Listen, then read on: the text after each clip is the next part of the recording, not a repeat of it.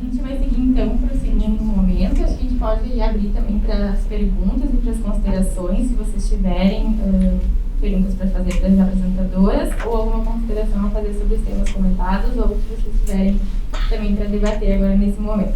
Então, vou abrir e deixar o microfone aqui para quem quiser.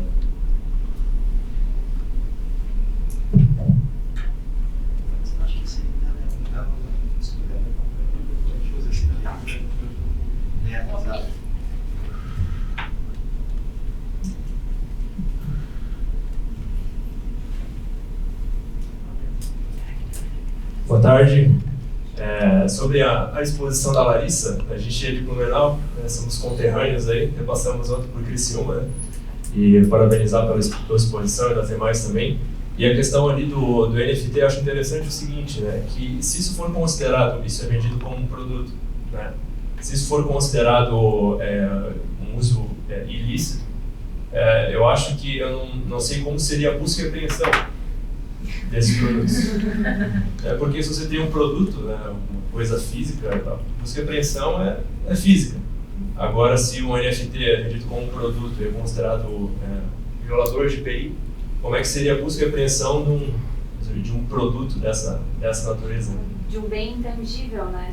Até e isso é interessante, porque, por exemplo, ano passado a gente fez... Tá gravando aí. Para gravação. Show! É muito interessante a colocação, porque ano passado, fazendo parte ali da comissão de Santa Catarina, a gente acompanhou a busca e apreensão de diversos camelôs que ocorreram ali em Itajaí e Florianópolis. E aí, caminhões e caminhões de apreensão de produto falsificado.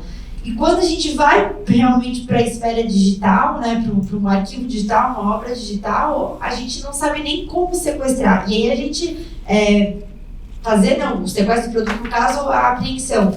E outra coisa que vai dificultar ainda mais é que, em se tratando de NFT, por ele utilizar a tecnologia blockchain, que é uma tecnologia que tu não pode copiá-la, ou, né, ela é quase que imutável, a gente diz assim, que ela é imutável no caso, até a transferência desse arquivo, vamos supor, da pessoa que está ali, que comprou, para a Receita, que vai aprender, enfim, Polícia Federal, tu não tem como fazer esse trâmite se não o proprietário autorizar. Então, realmente, a gente está entrando num cenário que vai discutir propriedade intelectual num universo que não existe. E aí, claro, quando começou ali os streamings, plataformas digitais, foi muito discutido a questão da tributação de ativos digitais, né? Se enquadra o quê? ICMS, ISS, ali quando a gente falava de Netflix, do fornecimento de vídeos, isso abriu muita discussão. E aí agora a gente começa a encarar essa discussão também na seara de propriedade intelectual e se depara com algo que realmente não se sabe ainda como, né? É uma pergunta, é uma reflexão que não se tem uma resposta, e eu acho que a alternativa, eu pelo menos com o conhecimento que eu tenho, eu ainda não encontrei. Eu acho que eu preciso estudar um pouco mais blockchain e NFT para saber como se sequestraria, como se aprenderia, né, esse tipo de ativo. Mas é por isso que para mim, eu espero que para vocês também, é um tema que é curioso, né, e ele precisa ser estudado, começar a ser analisado, porque daqui para frente a gente vai encontrar muita demanda relacionada a isso, e a gente vai precisar saber como o judiciário auxiliar, né? Os advogados, os estudiosos de IPI vão servir também como auxiliadores do próprio judiciário para poder saber como está aí resolvendo, né, essas questões envolvendo propriedade intelectual e os intangíveis digitais. Obrigada, tá? Show. Alguém mais?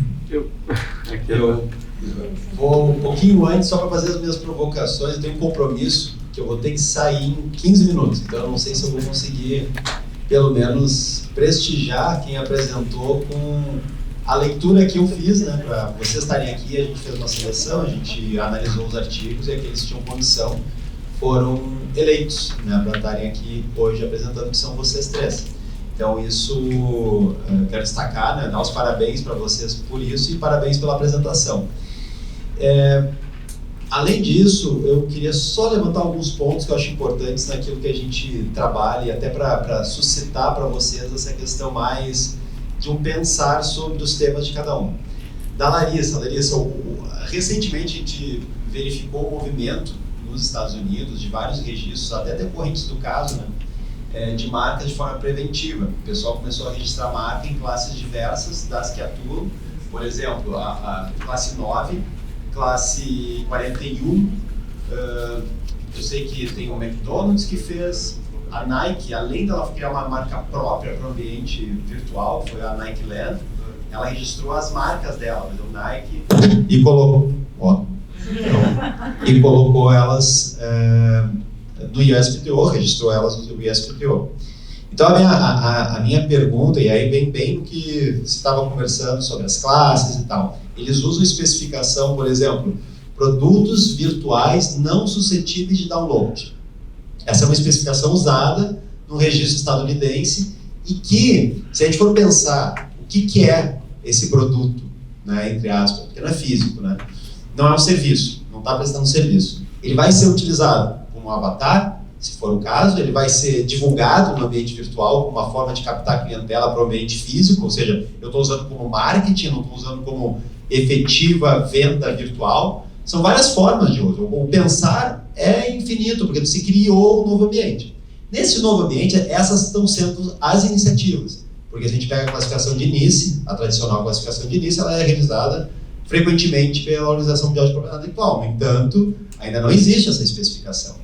Mas a gente tem a vantagem da especificação livre, ou seja, o que se faz? As empresas brasileiras vão fazer o quê? Elas vão ficar paradas esperando uma regulação, elas vão acreditar que vai ser usada a analogia, ou seja, eu tenho na classe 25 de produto, é porque eu tenho lá na classe virtual. Como é que eu vou proceder? Entende? Essa abordagem eu acho muito legal. Eu e uma colega minha escreveu um pequeno textinho, está lá no nosso site, sobre isso. E citando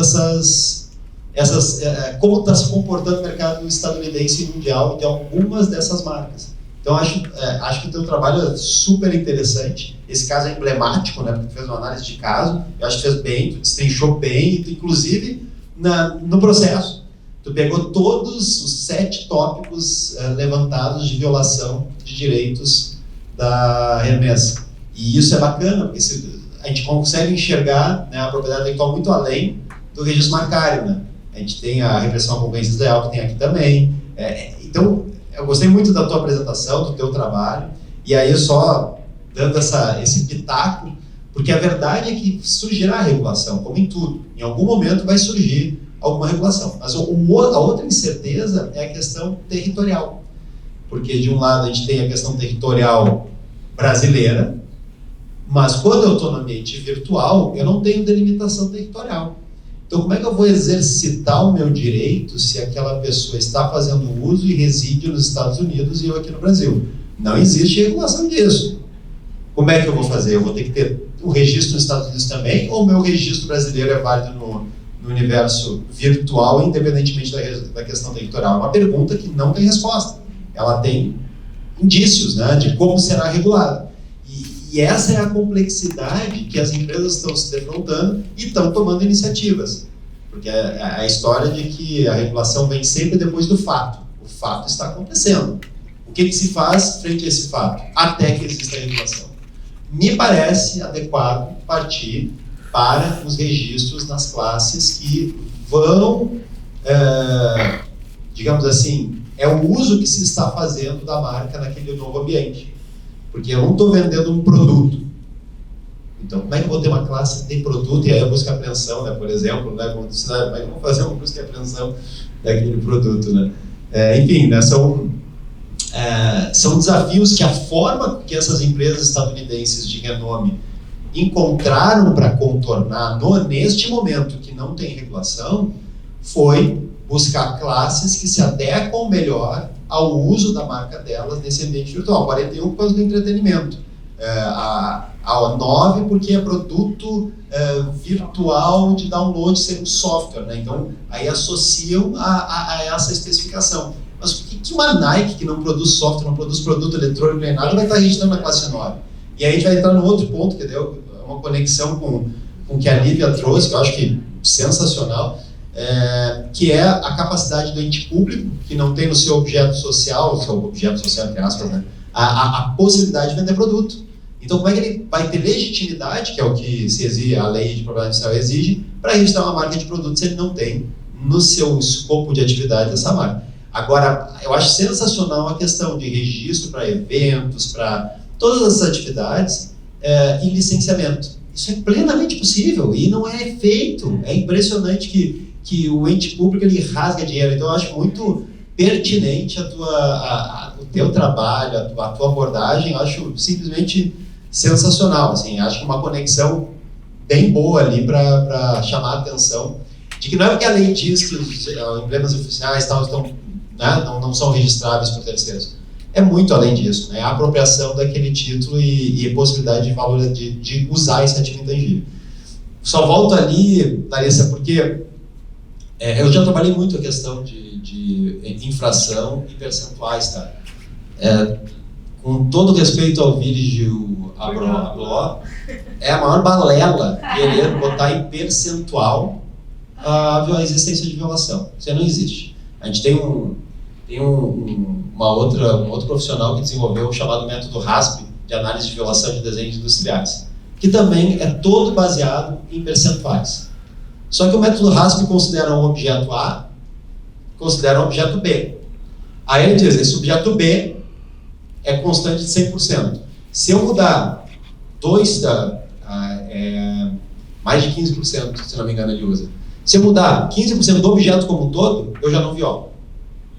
Isso não existe, porque os objetos, pode ser que ele mude exatamente a parte original, porque o objeto ele vai sendo alterado a partir do tempo. O design ele tem suas particularidades, não é o objeto inteiro. Então, querer trazer para a matemática ou percentuais é o maior erro comum e frequente feito na análise da existência ou não de infração, na análise da proximidade entre um sinal distintivo e outro para fins de registro.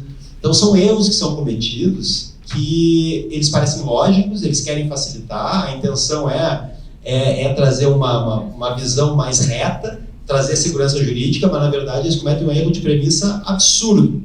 Né? Então, acho que esse é um ponto bem importante para a gente refletir. Né? A gente sempre tenta trazer segurança jurídica, né? E acho que é importante, mas não funciona para o direito marcário, nem para o direito da propriedade intelectual essa colocação em percentuais ou o quanto está sendo violado. E para Tayane, que também Tayane está fazendo uma especialização com o nosso querido Pedro Marcos Nunes Barbosa, o professor Pedro, que leciona graças ao professor André aqui, foram colegas do doutorado na USP, é um dos professores da pós-graduação em Direito Empresarial aqui, é um talento, né? É único. O professor Pedro é único na área de propriedade intelectual, filho do falecido professor Denis. Então é a melhor especialização que tem em propriedade intelectual. Exato, que participamos de uma obra em homenagem ao professor Denis, né? Mas a minha questão, esse conflito ele acontece há muito tempo e houve oscilações na jurisprudência do STJ. Né? Antes eu tinha o nome empresarial anterior, eu anulava o registro de marca posterior. Agora se exige um pouquinho de requisitos. Não basta ter o nome empresarial anterior, mas eu tenho que mostrar que eu utilizo esse nome de uma forma um pouco mais abrangente do que apenas o Estado. Enfim, né, eu acho que a lei diz uma coisa e está se fazendo uma interpretação um pouco diferente hoje. E eu queria depois te ouvir um pouco, né, sobre essa questão da nome empresarial anterior e marca posterior, porque marca anterior e nome empresarial posterior é tranquilo. O problema é o contrário, é o nome empresarial anterior, ponto bem citasse. Então, achei ótima a tua abordagem, teu TCC, e foram as 3 escolhidas, não é por acaso, né? Porque as abordagens de vocês são instigantes, são boas, e vamos para frente, né, com elas, né? Vamos seguir. Eu falo sempre, eu e o professor André, que todo ponto de chegada é um novo ponto de partida, né? A gente produz algo, a gente chegou lá, tá, e aí? Vamos além daquele ponto, né? Vamos aprofundá-lo ou ir para outro, né? Nem que se ele é o ponto de chegada definitivo na minha cabeça, perfeito, vamos para outro. quando eu voltar para ele daqui 2 anos, talvez ele seja realmente um ponto de partida, né?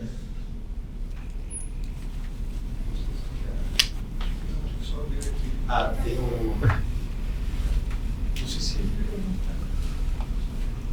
Bom, só pela ordem aqui da sequência, até porque talvez tenha intervenção, o professor Milton vai ter que sair em seguida, se a gente pode, não sei se as autoras das exposições querem comentar algo, indagar algo adicionalmente, complementarmente ao que já foi feito. Eu digo isso como prioridade, só para evitar que seja um problema de horário. E depois, claro, podemos encaminhar os demais no debate. Quer comentar? Vamos falar isso que o Milton falou sobre nome empresarial anterior, né, à marca. Isso é do meu ponto de vista, claro. O que ocorre?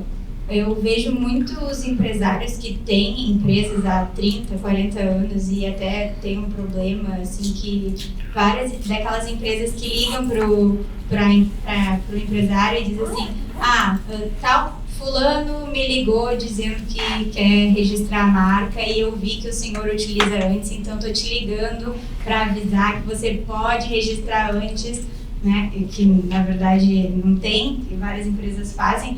Eu acredito que, assim, existe ali o direito de precedência que tu pode alegar na oposição e agora parece que pode alegar também na nulidade, né? Eu acho que sim, se eu tenho nome empresarial há 5 anos e não tentei registrar a marca, eu tenho o direito de ir lá e me opor ao processo ou pedir uma nulidade, mas eu acho que o tempo é exatamente esse, da oposição e da nulidade, porque não faz sentido para mim um empresário que tem o nome empresarial há 30 anos e não se preocupou em nenhum momento em registrar a marca, e daí quando tem um registro de marca e esse conflito entre o nome empresarial e a marca, ele alegar, eu já utilizo há 30 anos. Sim, entendo, mas em 30 anos você não quis registrar a marca, você não teve interesse, e daí me parece estranho, porque então a pessoa que está ali que investe no registro da marca, ela pode perder a qualquer momento porque uma pessoa de 30 anos atrás utilizava. Isso, claro, é o que eu acho, né? Mas não sei, acho que é isso.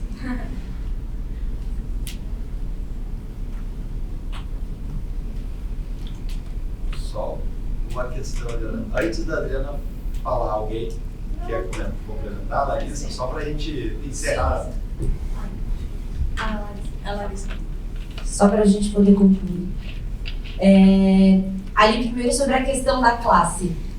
Como teve esse caso e aí houve diversas mobilizações, o próprio USPTO se manifestou dizendo que foi encaminhada uma portaria, salvo engano, que eles iriam estar analisando sobre essa possibilidade de, como existe a classe 9, depois 41, mas que nenhuma se refere especificamente ao metaverso, de estar criando algo, ou por analogia, produto minha classe é para vestuário, e aí ela poderia se aplicar a vestuários digitais.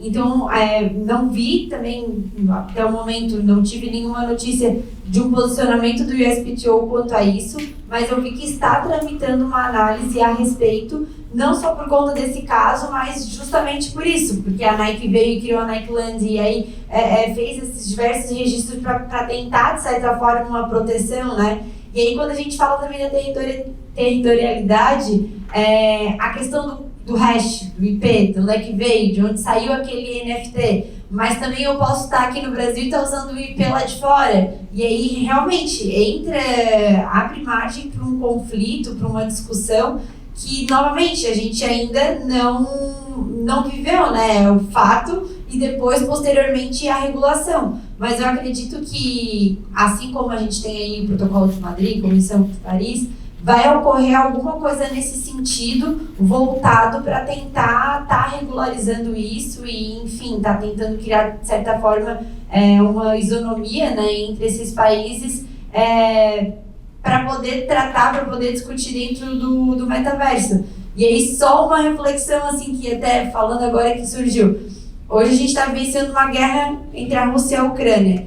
E aí, recentemente eu li que as medidas que a Rússia está tomando para tentar também combater, né, os seus contras não apenas de forma física, com sanções econômicas. Em relação à Chanel, que eles tiraram totalmente o poder, porque daí as marcas, né, a maioria das labels tirou as suas lojas lá da Rússia em forma de protesto, e aí eles terem aberto a possibilidade de terceiros estarem registrando e estarem utilizando, assim como também algumas patentes que ninguém seria punido por estar utilizando, comercializando, vendendo ativos registrados de outras pessoas. Então a gente também entra nesse conflito de uma terra, claro, né, é uma semelhança um pouco distinto esses dois fatos, mas é que tudo se refere a essa coisa da insegurança e como fazer desta forma, né, que realmente muda. Então, é um cenário novo, é um cenário que a gente não discutiu. E aí, só complementando, falou ali do som mais chico, né, nos Estados Unidos, Washington DC, tem a Blossom Cherry, que é aquela temporada das cerejeiras, que durante mais ou menos uma semana as cerejeiras florescem, e aí o National Park fica todo florido, enfim. E a marca, tanto o Festival Blossom Cherry quanto o Blossom Cherry National Festival, tem os registros no USPTO, e aí eu não sei como se faz esse licenciamento, né? Mas eu sei que o titular da marca é DC, né? É o titular da Columbia.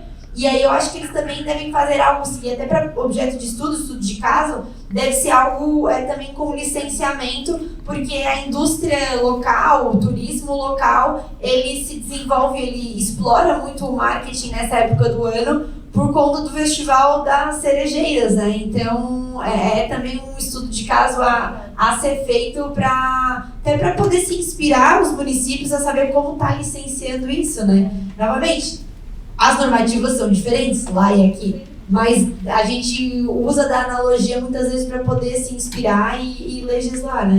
Mas é isso. E quanto ao Virgil Abloh, realmente, eu também acho que a teoria do 3% ela não é muito válida. Mas é só para, né, ter uma reflexão e para a gente poder ver tanto o respaldo jurídico da Hermès quanto do Mason para poder estar discutindo isso. Obrigada, Milton, pelas colocações. Eu vou pedir licença para vocês, Adriana, me desculpe. O professor André vai conduzir. Até às 18 horas, então.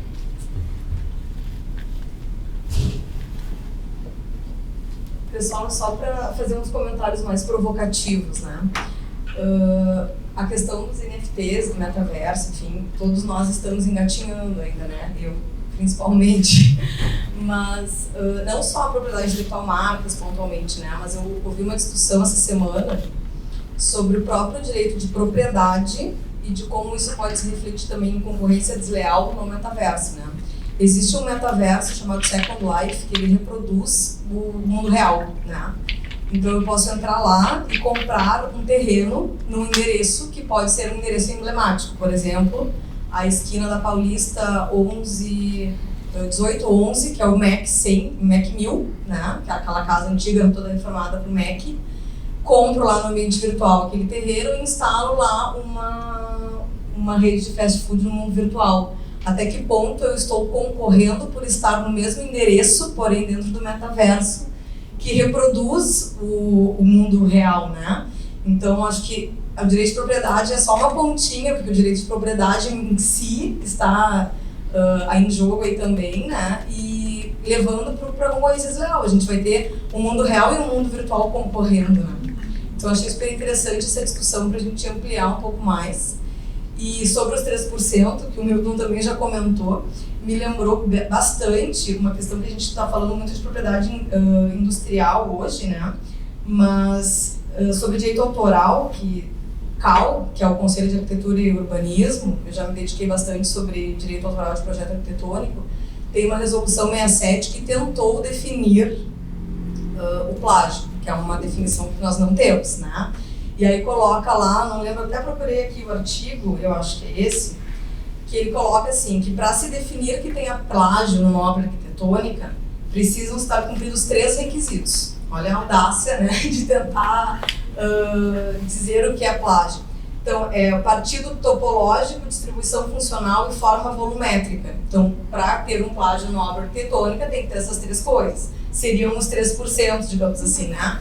Mas, a quem não é aqui de Porto Alegre talvez não conheça, mas nós daqui somos, Iberê Camargo. É uma obra construída propositalmente em concreto branco.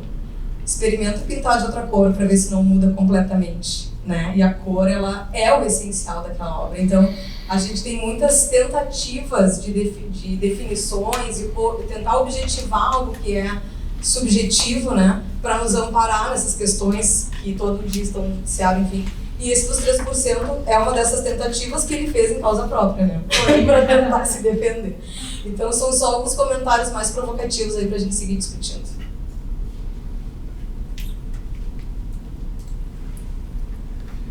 Finalmente vai ter o uso da palavra. Ele acreditava ser uma perseguição com a gente, né? Sempre teve uma prioridade na vida dele. Não, tá tudo tranquilo. Boa tarde a todos, meu nome é Vitor. A minha dúvida era mais direcionada para a Larissa, porque assim, eu sou um grande entusiasta de mercados digitais, mas também um grande cético ao mesmo tempo. E o blockchain para mim é uma coisa que é muito problemática, principalmente quando a gente trata dessas coisas de propriedade intelectual, em parte pelo atual funcionamento das grandes maioria das redes, inclusive acho que hoje a maior seria a Ethereum. E daí a minha dúvida ela parte de um problema muito simples e é meio besta, mas não sei como é que funciona, se todo mundo sabe ou não. Mas atualmente tem um mínimo bug num códigozinho de Ethereum, pode ser uma chave de validação para um NFT que tu tem que literalmente destruir, invalidar o anterior e criar um novo no mesmo lugar. Então, vamos dizer, em 3.000 linhas de código, alguém errou um ponto e vírgula, tu tem que ir lá e trocar, de alguma forma, invalidar isso e criar um novo. E daí a minha dúvida é até que ponto a gente considera se isso a mesma definição de proteção para esse bem não fungível ou não, ao passo que ele vai ser inteiramente destruído, invalidado e ainda vai existir o anterior. E o que a gente efetivamente protege? As linhas de código, ou a chave de validação, ou a imagem, enfim, o bem não fungível final, quando a gente trata da propriedade intelectual, nesse caso específico. Então a gente protege o processo de minting do bem, ou o bem em si, ou só a chavezinha que a pessoa tem. E desculpa pela pergunta chata. Não, imagina, validíssimo.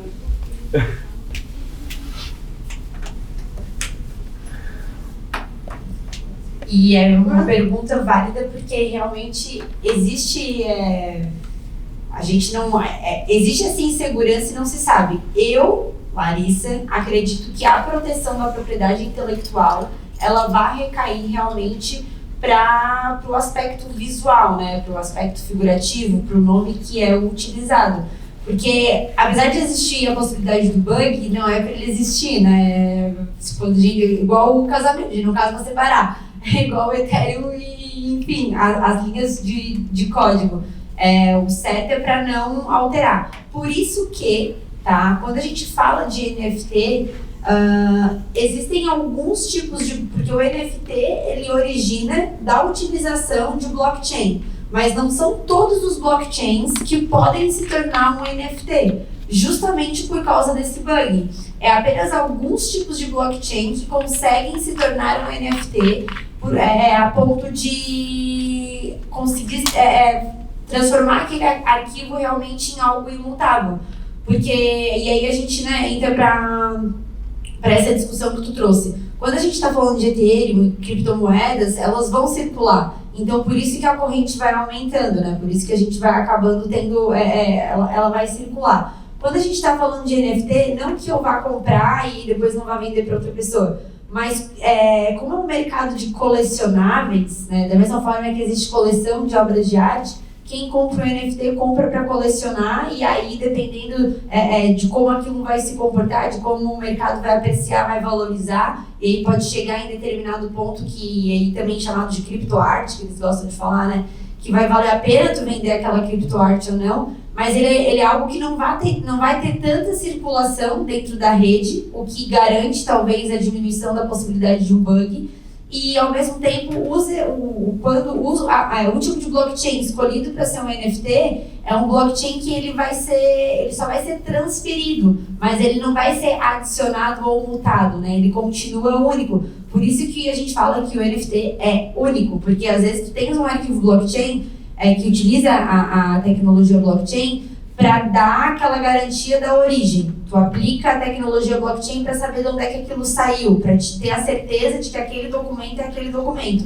Mas em algumas vezes, dependendo do titular daquele arquivo digital, tu consegue alterar, tu consegue adicionar algo. E aí que abre mais margem para a possibilidade do bug. Quando a gente está falando de NFT, ele já vem fechado, ele vem locado, tipo lock, né, que a gente fala. E aí ele pode ser transferido dependendo da venda, mas o arquivo em si, ele é inalterado. E aí é justamente por conta disso que tem a valorização do NFT, porque não tem como hoje eu comprar uma Meta Birkin, por exemplo, e ir lá e acrescentar algo nela, ainda embora ela tenha, mesmo que ela tenha ali a tecnologia de blockchain, eu consigo assegurar que ela veio do Mason e tudo mais. Mas eu não posso de forma alguma entrar naquele arquivo e alterar, ele já vem fechado.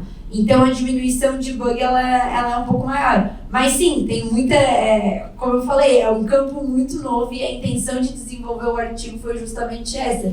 Abrir, trazer essa ideia para as pessoas, para todo mundo refletir sobre. E claro, né, quando tem mais de uma cabeça pensando, mais alternativas e mais soluções surgem. Espero que tenha conseguido responder a nível a tua questão. Claro. Na realidade, essa era a minha pergunta também. O que leva uma pessoa a comprar uma NFT, já que é um artigo próprio dela? Ela quis aquilo ali.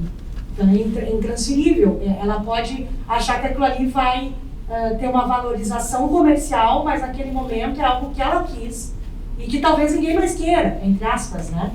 E em que momento ela pensa assim, não, isso pode se valorizar e isso é imutável mesmo, como dizer, é único. Ninguém vai conseguir inserir nada, nem transferir nada. Eu vou vender como se fosse um Da Vinci, né? Eu vou vender como se fosse uma Mona Lisa, um girassóis de Van Gogh, que só ele fez, só tem um traço dele e que ninguém vai poder mudar, e é isso que valoriza o bem, né? Que nesse caso é um bem tangível. O NFT que eu entendi não é um bem virtual, digital, mas que se torna tangível no momento que tu transfere para outro e aquela pessoa de fato tem aquele objeto virtual ou digital, né? Então eu acho que tu tirou agora, fazendo a resposta dele, a minha questionamento, porque eu já entrei no meio do caminho, e eu acho interessantíssima essa tua visão desse novo mundo digital, virtual, em relação, e que a gente vê muito nos Estados Unidos, que sempre começa pela Europa e os Estados Unidos para vir para o Brasil.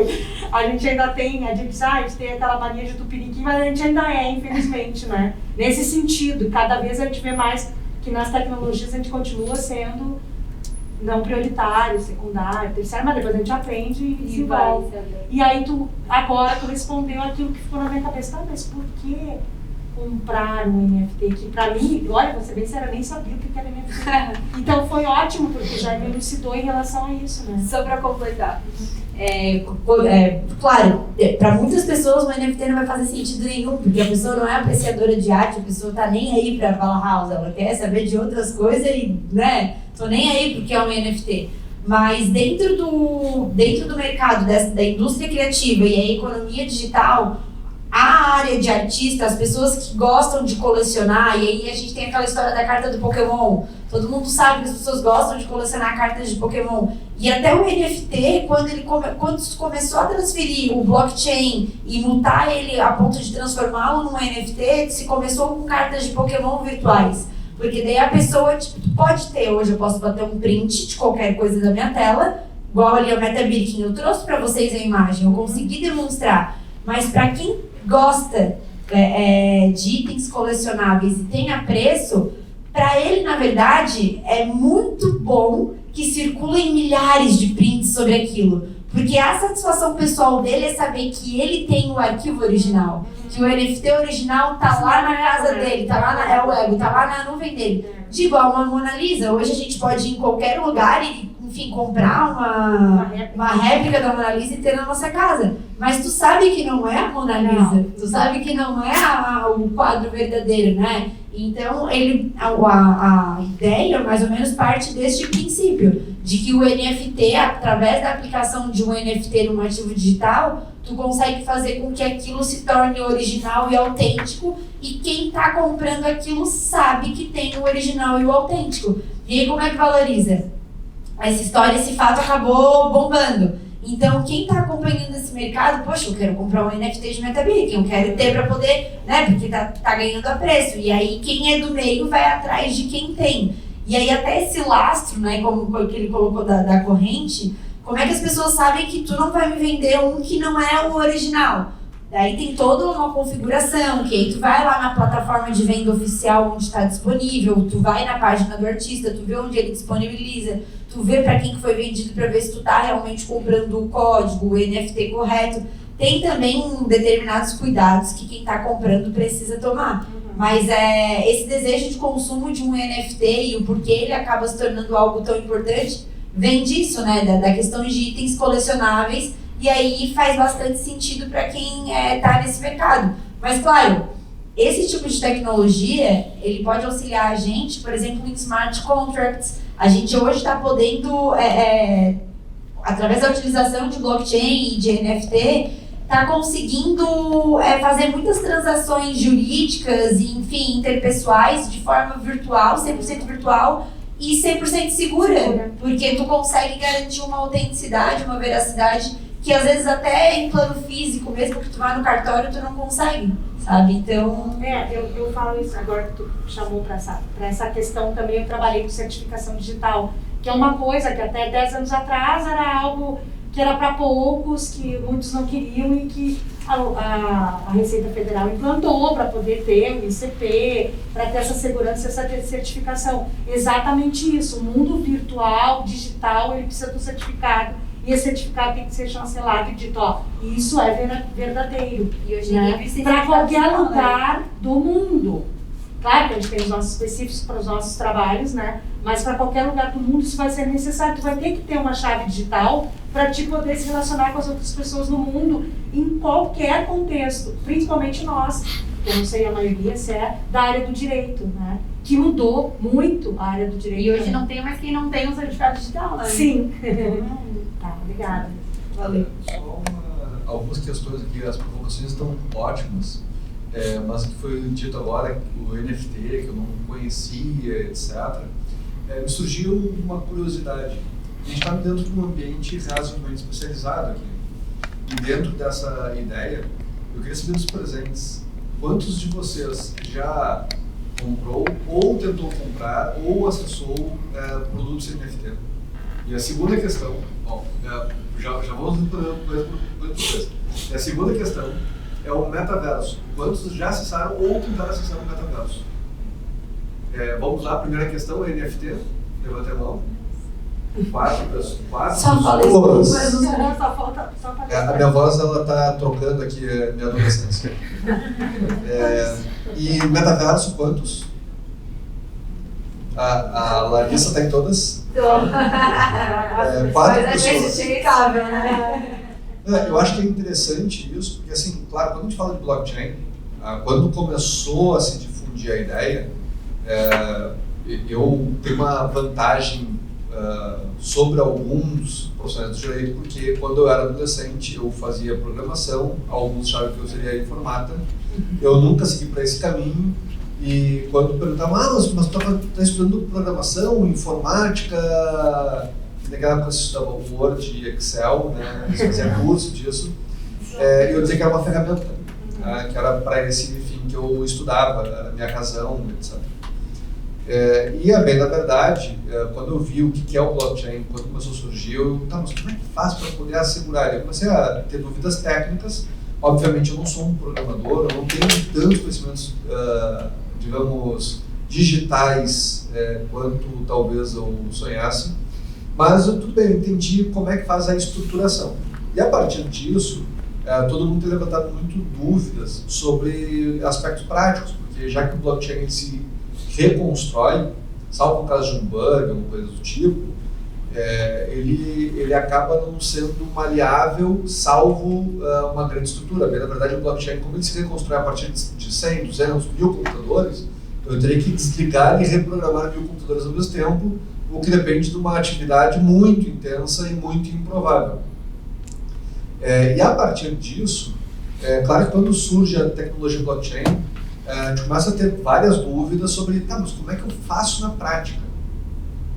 Como é que eu utilizo na prática o blockchain? Como é que eu... Se eu pedir uma tutela para um juiz, por alguma razão, porque eventualmente o titular daquele direito pode falecer, e eu posso ter situações não configuradas, como, por exemplo, a ideia de herdeiros, porque o regime de titularidade não é de livre transferência, depende de alguns pré-requisitos. E a partir disso, a gente também passou, agora recentemente, pelo bloqueio do Telegram, que aparentemente o ministro Alexandre de Moraes sabia o que estava fazendo, porque foi cumprido tudo em 24 horas, mas a gente teve vários casos anteriores em que algum juiz de alguma localidade bloqueava o WhatsApp. E a razão do bloqueio de WhatsApp era porque queria cópia das mensagens, o WhatsApp dizia, não tem como entregar a cópia das mensagens do WhatsApp, porque claro, o juiz não entende o que é uma criptografia ponto a ponto. É uma questão tecnológica, e ele diz, eu sou juiz, eu posso determinar o que eu quiser.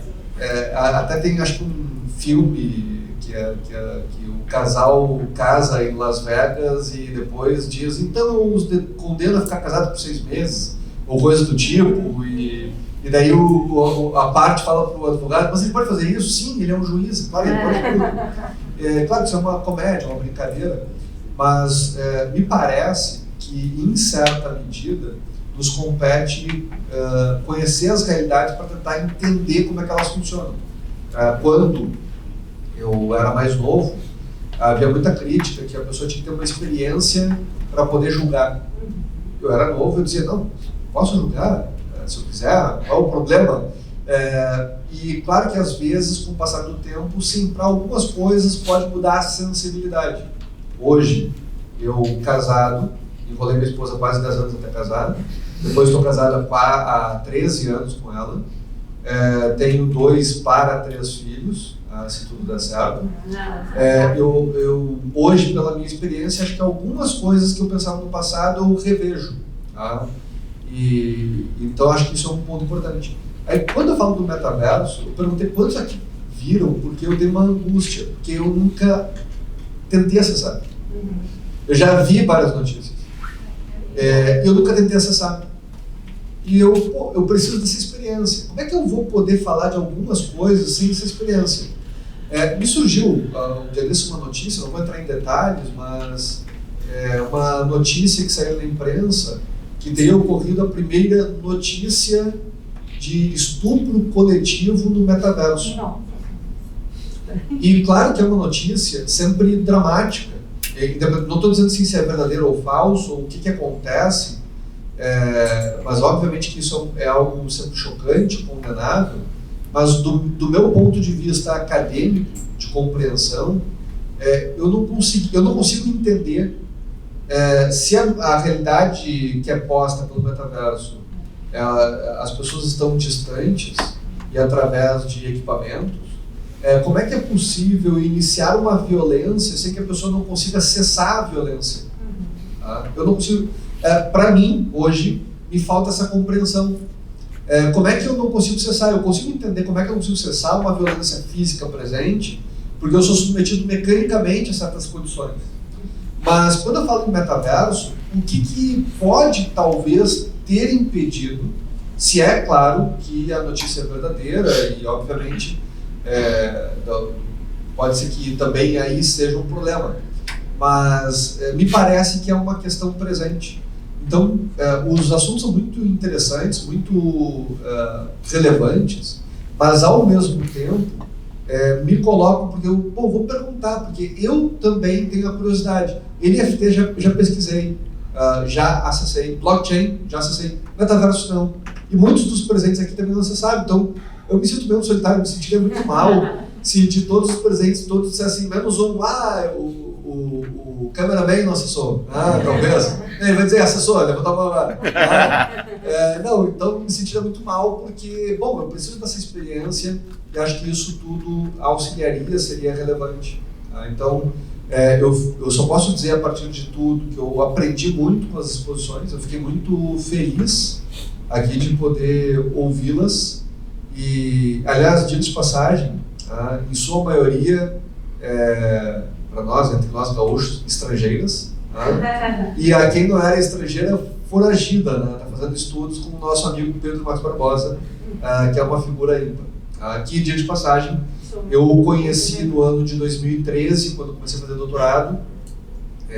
Fiz doutorado na USP, e na primeira cadeira que eu fiz com ele é uma figura, digamos, um pouco diferente, né? Usa suspensório, e daí aquele sotaque carioca, mas ele, enfim, ele não parece em nada com o típico carioca que alguém poderia imaginar a priori, mas é uma pessoa que incrivelmente tem densos conhecimentos. A idade que eu conheci, ele tinha menos de 30 anos. E ao mesmo tempo ele tem uma grande particularidade, porque filho do pai dele, para quem não conhece, Denis Borges Barbosa, ele em 89 concorreu a ministro do STF, perdeu para o Celso Mello, e quando faleceu em 2016, ele foi mencionado por tudo que é a associação como a principal autoridade em PI do país. É um pouco difícil ser o filho da principal autoridade do país e dizer siga o escritório. Ainda mais para quem está com 30 anos, início de carreira, mas acho que não faltam méritos e capacidade ao Pedro. Tenho grande admiração e espero que ele esteja aqui conosco em breve, novamente. Dito isso, aproveitando, está tão profícuo o debate, tão interessante o debate, indago se alguém tem mais alguma colocação. Porque, em tese, a gente encerraria lá pelas 3 horas. Eu falei, Milton, o pessoal está muito estimulado, então temos que seguir. Então, pois não, com a palavra. A questão do NFT, eu também venho estudando há um bom tempo a questão do NFT, e uma coisa que me incomoda, entre aspas, assim, quero botar aqui para debate para vocês, saber se alguém me acompanha no meu pensamento, é a questão de justamente cogitar como fazer um bloqueio judicial nas NFTs, porque para mim, quanto mais eu estudo, mais eu percebo que a ideia não é essa. Né, da gente não fazer bloqueios judiciais, porque quando a gente lê o histórico do blockchain, pro porquê que ele foi criado, de como que ele foi feito, a ideia é que não haja a mão do Estado ali, né? Já que houve toda aquela crise monetária em 2008 e tal, criaram justamente para que não houvesse a mão do Estado ali, e a NFT é justamente essa continuidade. E como é um registro de uma obra que daqui a pouco pode cair o valor, se houvesse algum problema de PI, alguma concorrência desleal ou qualquer outra plágio ou qualquer outra questão, eu ficaria me questionando se não seria caso de um perito, um PI, analisar o quanto que aquilo ali vale e aí sim, na indenização, pagar aquilo ali para a pessoa. Não sei se faz sentido para vocês ou se eu estou muito fora da curva. A questão do metaverso, professor,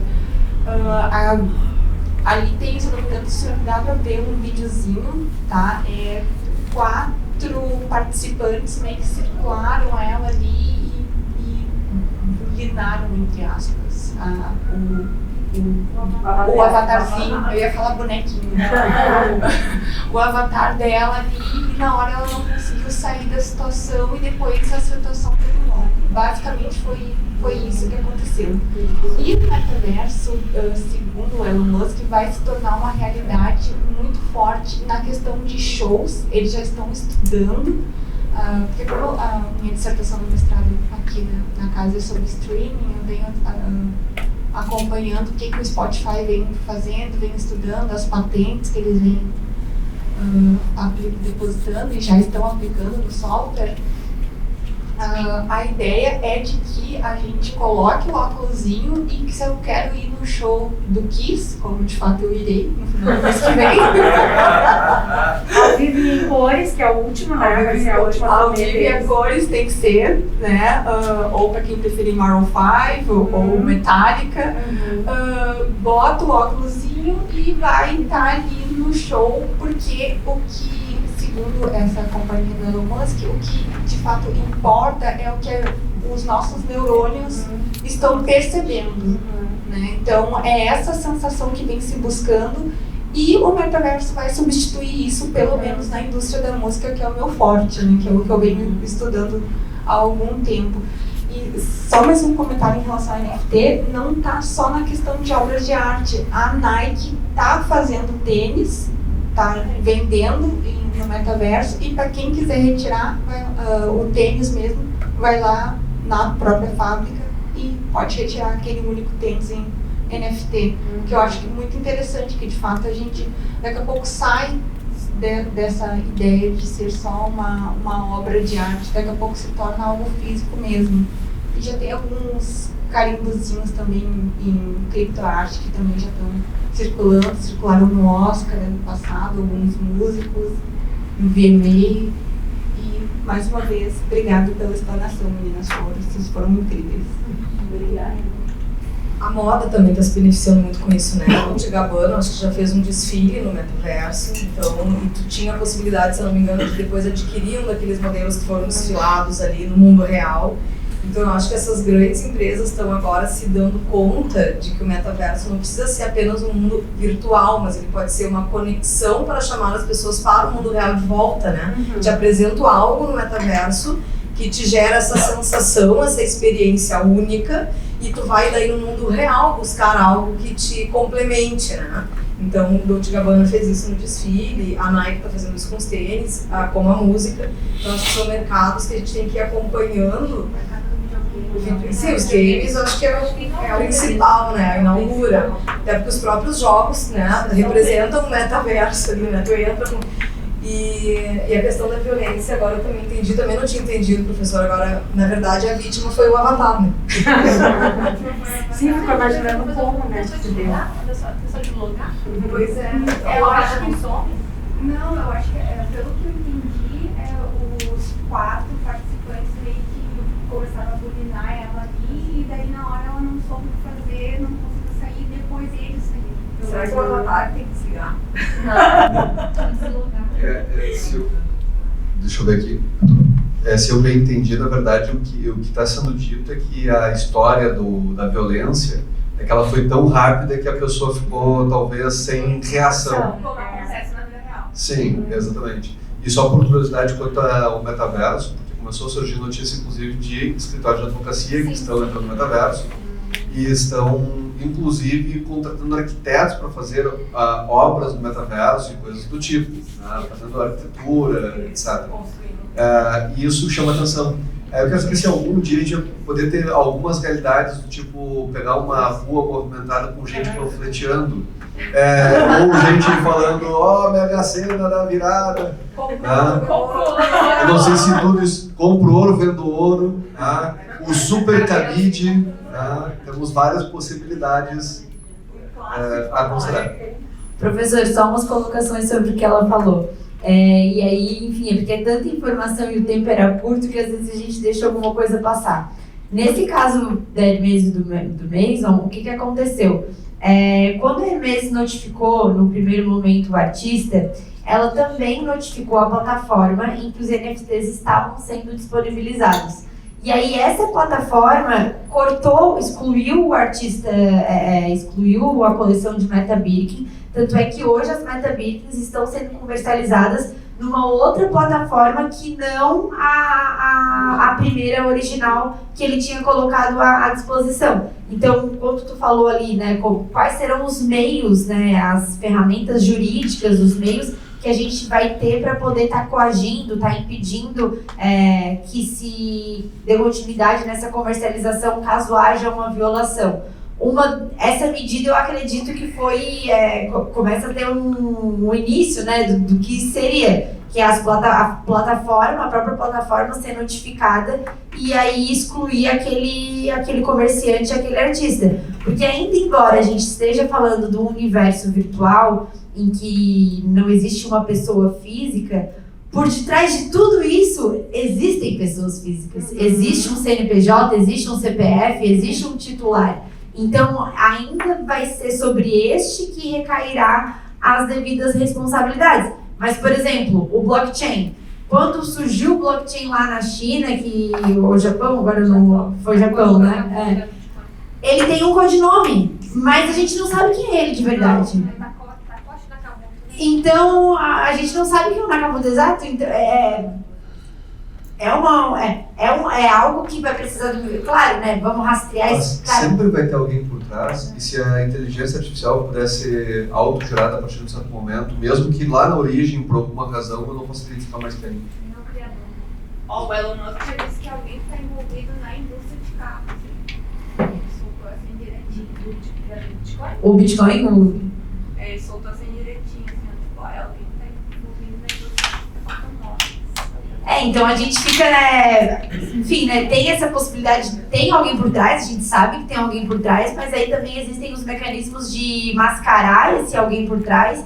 Então realmente é algo que traz uma insegurança jurídica, né? Ao mesmo tempo que a tecnologia veio para oferir mais segurança jurídica às transações, também abriu um precedente para um enorme cenário de insegurança. E quanto ao dano, né? Como é que eu vou fazer o valuation daquela obra de arte para poder estar mensurando o dano moral, o dano material que aquele proprietário, aquele titular, né, da marca, enfim, sofreu. Hoje a gente sabe né, que quem trabalha, claro, né, sabe que a mera violação por si só já gera dano moral e aí dependendo também consegue aplicar um dano material. Então eu acho que vai partir também desse princípio, né? Ainda que o prejuízo talvez não tenha sido alto ou que a arte hoje já não esteja em alta, né? Pode ser que haja uma queda, enfim, que hoje ela já não valha mais o que valia há, quem sabe, alguns meses atrás. O que tem que ponderar realmente é o aspecto da violação e do auê que aquilo ali causou para a gente poder estar conseguindo mensurar. E, Larissa, eu não sei se eu concordaria com um ponto, né? Porque assim, a bem da verdade, a gente está falando a incapacidade de haver intervenção jurídica, e se existe uma incapacidade técnica ou por qualquer outra razão, isso em certa medida é uma segurança jurídica. Talvez não que a gente queira, ou talvez não que alguns queiram. Tal qual, acho que existe uma grande reclamação na esfera trabalhista sobre o fato de sócios serem responsabilizados por dívidas trabalhistas. E daí muitos dizem, daí palestra, isso gera uma insegurança jurídica. Não, na minha opinião, gera uma grande segurança jurídica. Tu tem certeza do resultado, tu discorda do resultado. E essa história, ela me lembra um tanto, voltando aí uns 600, 700 anos, uma história super empolgante que sempre empolgou todo mundo, títulos de crédito. O pessoal sempre fica oriçado, nossa, letra de câmbio, né? É quase uma fala assim para deixar a pessoa assim empolgada. Porque quando surgem os títulos de crédito, lá no início, a ideia era como transportar valores entre cidades, porque havia muito roubo entre cidades, então se eu levasse moedas, então resolvemos ter um título de crédito, porque eu era credor da Larissa, e daí me dão a Larissa me diz, olha, quem vai pagar é a Tayane, e a Tayane mora em Porto Alegre. Então quando eu volto para Porto Alegre, eu recebo o dinheiro da Tayane. Essa é a origem para resolver um problema de circulação, digamos, entre cidades, por conta de problemas que eles não tinham Pix naquela época. Hoje, daí claro, 200 anos depois, eles se deram conta que se eles dissessem que o título é uma coisa autônoma, para ninguém ficar reclamando que, mas se tem origem, se tem causa, mas será que tem um vício? Para que não houvesse mais reclamação, isso seria na essência do título de crédito, que isso daria circulação e, portanto, enriqueceria, né? Geraria riqueza na prática pela facilidade de circulação. Quer dizer, não gera dinheiro, mas a circulação mais rápida acaba enriquecendo a economia de uma forma ou de outra. E dentro dessa perspectiva, lá na origem, o que se pensou é assim, não, olha só, é da natureza, ou a gente permite que títulos de crédito, a gente está falando de uma evolução de 200 anos, não foi de uma hora para outra, mas ou a gente permite títulos de crédito, eles circulem muito livremente, ou ninguém vai querer isso. É o mesmo problema que na época tinha a cessão de crédito. A cessão de crédito, mas para mim você dá um crédito e existe alguma controvérsia por trás, pô, agora endossar um título de crédito, tanto faz para a discussão por trás. Se o devedor é uma pessoa, em tese, com capital, né, com dinheiro efetivamente, ele não poderia opor contra mim exceções pessoais. Então, na prática, o que se fez com o título de crédito foi suprimir a possibilidade de que as pessoas discutissem coisas. E isso era da essência para que pudesse circular. Daí, claro, o que nos convém aqui fazer uma análise? Quando a gente fala de NFT, se é da essência para que esse mercado exista, que a gente suprima direitos, independentemente da questão da capacidade técnica de resolver os problemas, porque eu não tenho como dar uma ordem para o blockchain, ou coisa do tipo. Mas independentemente do problema técnico, se é da essência ou não. E acho que isso ajuda um pouco a questão da experiência. O quanto, pela experiência, dá a indicar nesse sentido.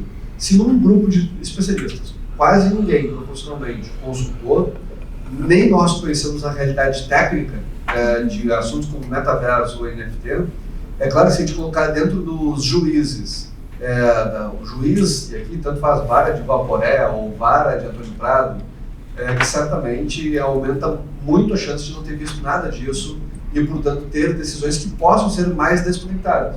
E não me parece que vai ser uma coisa simples, talvez não seja uma coisa rápida. Talvez aquela questão que eu comentei mais cedo das varas regionalizadas, reduzindo tudo aqui, no caso do Rio Grande do Sul, para 5 varas, talvez aumente a chance de o juiz ver 3 vezes esse assunto num curto espaço de tempo e poder se ambientar mais. Então, assim, a gente pode fazer esforços num sentido ou no outro, mas eu tenho dúvida se a gente está falando de insegurança jurídica ou se não seria isso, talvez, da essência para emprestar a segurança que o mercado necessita para esse tipo de negócio.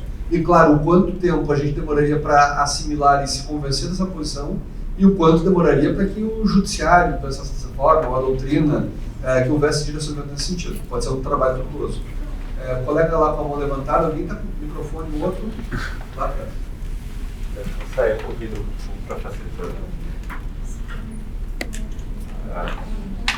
Agora, justamente nesse ponto, tem uma... Falei de título de crédito, o colega não, fala bem. Esse é meu sonho.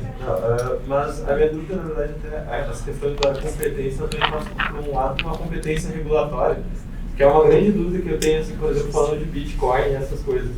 Que quando a gente para pensar, a gente às vezes está tratando de proteção de dados, propriedade intelectual, correção monetária, investimentos, tudo no mesmo dado.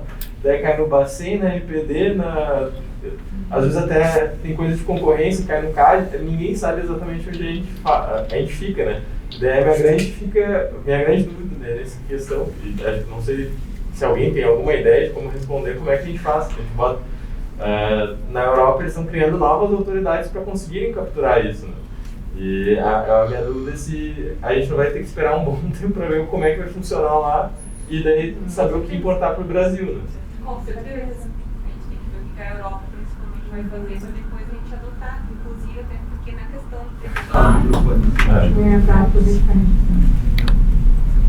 Obrigado. Eu bem vestida, né? Mas só para complementar o que tu falou, colega, a gente vai ter que ver o que a Europa, os Estados Unidos vão adotar para a gente conseguir adotar algo similar, até porque, por exemplo, na questão tributária da NFT, os países já estão conversando como que eles vão fazer para tributar, para transformar isso num imposto internacional, como é que vai ser isso. Já tem grupos de estudo nesse sentido, já tem pessoal conversando com o respectivo ministério ou qualquer outro nome que outro país tenha na questão da tributação, para que de fato não se comece a fazer o crime de lavagem de dinheiro, né? Porque a grande já fazem, né? A grande preocupação da NFT e blockchain, dessas questões assim, é o crime de lavagem de dinheiro. O governo não está preocupado se é uma obra de arte, se aquilo ali é único, lá. Eles querem, de fato, querem a cultura. Querem, de fato, ver como é que vão fazer para pegar um pedacinho de tanto que é investido, até porque é um mercado em que quem é classe média não entra. Né? Só um comentário aqui, aproveitando esse ponto específico. há cerca de uns 6 anos, 7 anos talvez, lá no meu escritório aportou um cliente novo, que ele queria abrir um negócio, ele queria abrir, na verdade, uma empresa, uma corretora de Bitcoin, porque ele chegou a uma conclusão, pelo menos na época, não sei como é que está hoje mais ou menos o negócio, mas ele abriu o negócio porque ele chegou a uma conclusão que havia uma diferença de cotação de cerca de 10% na época entre Portugal e Brasil. Sim, existe uma diferença. A cotação mundial era diferente conforme o país. Tá? E a partir disso, fazia muito sentido a remessa de valores num sentido, né, de um país para o outro, porque os eventuais encargos seriam superados pela diferença de cotação e, portanto, seria algo mais eficiente economicamente do que seria habitualmente os sistemas tradicionais de transferência, que também existiam. E a missão, a dificuldade concreta, é que quem vai transferir valores, transfira-se, e a gente sabe que quanto o Bitcoin pode, eventualmente, ter um problema concreto envolvido com tráfico de drogas ou outros motivos mais que não sejam tão nobres. Só que se eu sou uma corretora, e pelas leis brasileiras, eu tenho um problema de compliance. Porque, afinal de contas, se eu tenho indícios de que a atividade pode talvez ser ilegal, eu deveria ter formas de monitorar isso. Sob pena de ser corresponsável, na forma da nossa legislação atual, em matéria penal. Então, vinha a dúvida sobre como proceder regulando essas matérias. Porque, afinal de contas, eu teria que definir o objeto, eu teria que ver como verificar isso, essa verificabilidade, e a gente passa por diversas dificuldades que são novas. Aí, naquela época, eu fui ver qual é a regulação sobre Bitcoin. Não tem. Aí eu liguei para um amigo meu, que trabalhava no setor do Banco Central, que regulava as matérias como essa, e a resposta dele foi: não há interesse do Banco Central em regular, porque o valor é considerado irrisório. Tem movimentado no Brasil em torno de 2 a 3 bilhões de reais por ano. E isso, para efeitos de Brasil, é um valor irrelevante. Não tem sentido regulatório. Depois, alguns anos depois, incrementou em valores, etc. O Banco Central acabou expedindo normativas. Então, assim, tem uma questão do caráter regulatório que também vem do estágio. Porque às vezes a gente está pensando, mas que interessante, tá, mas se aplica qual montante? E dentro de um ambiente regulatório, se vale regular ou não, em que proporção, e daí, claro, e o problema depois que vem é que quando regulado, se nós concordamos com a regulação ou não, se ela foi técnica ou não, se ela é um lobby ou não. E a minha experiência, independentemente de questões digitais, é que muitas vezes a regulação, ela tem uma dupla característica. Ela pode ser vista como algo para proteger uma coletividade, mas na verdade ela pode ser para proteger um pequeno grupo. E aqui, sem entrar em nomes, eu tenho dentre clientes que acompanho, muitos deles trabalham com alimentação. Então eu acompanho muito um setor altamente regulado. E claro, se formos falar com pessoas em geral, não, tem que ser altamente regulado, porque imagina só se alguém coloca comida de má qualidade e as pessoas passam mal. Essa é a preocupação. Não, a preocupação com a saúde das pessoas é muito importante. E claro que em 2019, com a Lei da Liberdade Econômica, surge a primeira regulação municipal do Estado, foi em esteio. Por que esteio? Qual era a razão? É porque tem a Expo Inter todos os anos. E eu nunca tinha me dado conta, mas pela Expo Inter, que um cara que fosse vender cachorro-quente, ele teria que pedir licença prévia para fazer a comercialização por 15 dias, para vender cachorro-quente. Mas faz sentido isso? E porque eu particularmente parto de uma premissa que devemos regular o que é necessário, devemos exigir licença do que é necessário, até porque se exigirmos de tudo, não há condições de, provavelmente não, cuidando da carroceria de cachorro-quente, eu não vou olhar a barragem, não vou olhar o shopping. Tá? Existe uma lógica implícita nesse ponto. Mas a minha experiência indica, por exemplo, no setor de alimentos, a gente tem dificuldade imensa para exportação. E a minha visão hoje, independentemente de dar nomes, é que é muito difícil, não porque temos que nos preocupar com a saúde do estrangeiro, mas porque são poucos players que podem exportar. Normalmente o preço ele quase dobra em alguns produtos para exportar, quer dizer, é muito valioso. E quanto mais pessoas exportarem, mais os que hoje exportam não terão vantagem sobre os demais.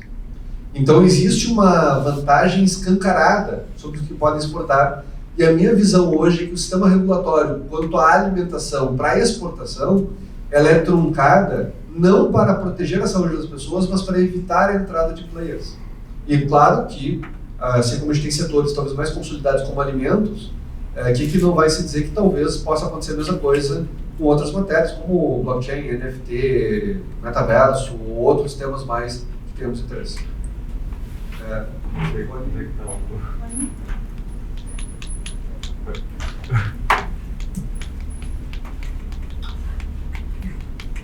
E daí, justamente falando sobre essa quase uma certa autorregulação, vai vindo uma chamada para a regulação. Atualmente tem um processo ainda em instrução no CAD, por exemplo. Daí os bancos viram que isso era uma grande oportunidade de mercado e começaram a criar um fechamento do mercado, teoricamente, né? Essas são as alegações, para impedir que as pessoas que tinham criptomoedas conseguissem transformar isso em dinheiro real, dinheiro utilizável, além da criptomoeda, porque hoje em dia a gente não tem muito como utilizar isso. E daí as alegações que os bancos estariam impedindo que essas corretoras de Bitcoin e coisas assim conseguissem dialogar com isso de forma conjunta para as pessoas que tinham Bitcoin conseguissem dinheiro, né? Efetivamente, não só uma moeda virtual que talvez possa usar. Dizem que em Nicarágua, Nicarágua, El Salvador, um desses países está usando o Bitcoin. E daí a pessoa teria que ir para lá para conseguir efetivamente usar o dinheiro. Então é uma coisa que fica impossível, né? E daí a gente vai notando, agora tem um chamado para tanto o lado concorrencial quanto para o Banco Central regular. E daí agora que eles vão começar, por quê? Porque os bancos fizeram isso, que são talvez os maiores interessados economicamente nisso. Então realmente, a regulação, ela, às vezes, se não vem de cima, ela vem de baixo. Só por curiosidade, quando a gente fala de regulação, tu falou de alguns países, e um deles tem uma restrição econômica muito grande para remessa de valores. Um tempo atrás, uma operação de M&A que eu estava participando, chega alguém e diz: eu compro, pago um preço até maior que estava sendo pedido, mas tem que ser em bolívares e retire na Venezuela. É um problema. Procure no Google bolívares, caminhão, acidente e alguma coisa do tipo. Porque como não tem como sair, as pessoas pegam um caminhão de transportar móveis, enchem de dinheiro e saem andando pelas rodovias, porque não tem como fazer remessa. O sistema tem que reter 60% do valor. E daí, a partir desse probleminha, claro, alguns caminhões batem, como aconteceu em Canoas aqui, próximo, e daí sai voando dinheiro. E com uma quantidade enorme, não um cabo forte. E isso tudo, claro, quando a gente vai falar de Bitcoin, talvez seja uma forma de fuga de capitais. A Gerdau, se eu não me engano, a Gerdau Venezuela, estava com dificuldade que ela não conseguia pagar os fornecedores estrangeiros. Então, isso gera outros problemas mais, porque afinal de contas, se um fornecedor estrangeiro não tem como pagar, porque não tem como fazer a remessa de valores, porque 40% sai de imediato, 60% em até 2 anos, como é que eu remeto o dinheiro? Aí começou a pagar por outras operações, como a Gerdau da Argentina, a Gerdau Buenos Aires, ou a Gerdau brasileira, que pagavam cruzadamente, o que é uma confusão patrimonial. Então, assim, tu tem um problema e vai gerando outros. Mas talvez o Bitcoin seja uma forma de sair dinheiro de dentro do país. É uma possibilidade. Mas, de toda forma, embora aqui o pessoal já empolgado, seguimos aqui em debates há mais de hora, o previsto era encerrarmos às 4 horas. E já são 4 horas e quase 15 minutos. No que eu proponho que nós façamos, portanto, o encerramento deste momento agora, até para que possamos ter tempo de, para quem quiser jantar, ou simplesmente descansar, ou simplesmente conversar, trocar ideias entre os presentes individualmente, porque às 18 horas seguiremos em atividades. Feitas considerações, agradeço muitíssimo as 3 apresentadoras, que aliás foram brilhantes, e desejo a todas e a todos boa tarde e até o próximo encontro em cerca de 2 horas. Obrigada.